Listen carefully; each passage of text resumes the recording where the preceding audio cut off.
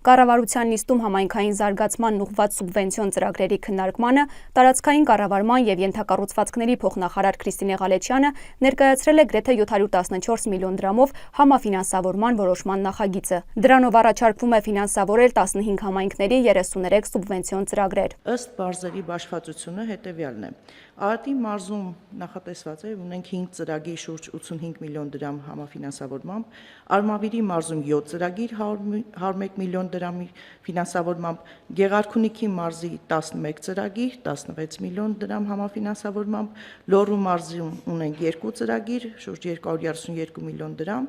Շիրակի մարզի 2 ծրագիր 16 միլիոն դրամ, Տաուշի մարզի 6 ծրագիր 261 միլիոն դրամ։ Փոխնախարարը ամփոփ անդրադարձել է նաև ծրագրերին ըստ մարզերի եւ համայնքների։ Փոխվարչապետ Տիգրան Խաչատրյանի խոսքով կառավարությունը շարունակում է ֆինանսավորել այն ծրագրերը, որոնք հաստատվել են նախորդ տարիներին, եւ դրան զուգահեռ մշակում է նոր փաթեթներ։ Այս տարվա ընթացքում արդեն հաստատված բազմաթիվ նախագծեր, վերջին քննարկումների ժամանակ նաև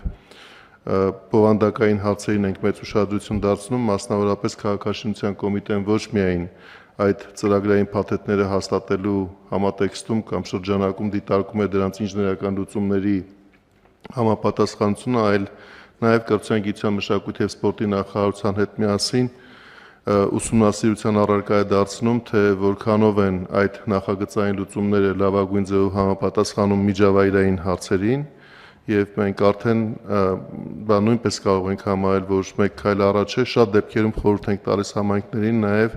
օգտվել այնպիսի նախագծային լուծումներից, որոնք այլ համայնքների դեպքում նույն հարցերը ավելի արդյունավետ ձևով հասցեագրած են եղել։ ԿԳՄՍ նախարարն ընդգծել է, որ սուբվենցիոն ծրագրերի զգալի մասն ուղղված է կրթության որակի բարելավմանը։ Կառավարության նիստի օրակարգում չզեկուցվող հարցերի շարքում մենք ունեինք նաև դպրոցներին վերաբերող հարց եւ գրեթե յուրաքանչյուր նիստում մենք ունենում ենք դպրոցաշինությանն առնչվող որևէ նախագիծ, անկախ նրանից դա զեկուցվում է թե չէ,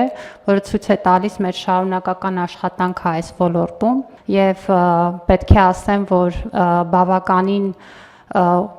հագեցած տարի ենք ունեցել, որովհետև տարին հայտարարել էինք մշակութային կրթության տարի եւ վերջին զանգն էլ փորձում ենք այդ դրամաբանությամբ